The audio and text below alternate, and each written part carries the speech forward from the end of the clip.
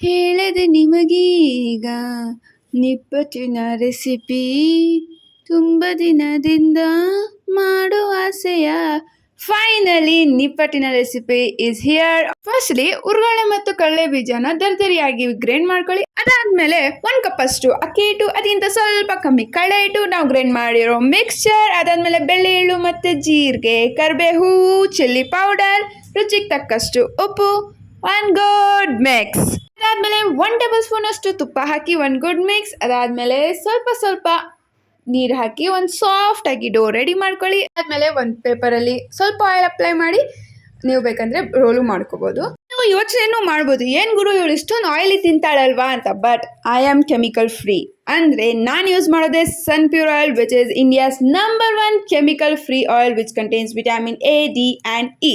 ಇನ್ನೇನು ನೋಡ್ತಾ ಇದ್ದೀರಾ? Like, share, follow. Thank you for watching and subscribe.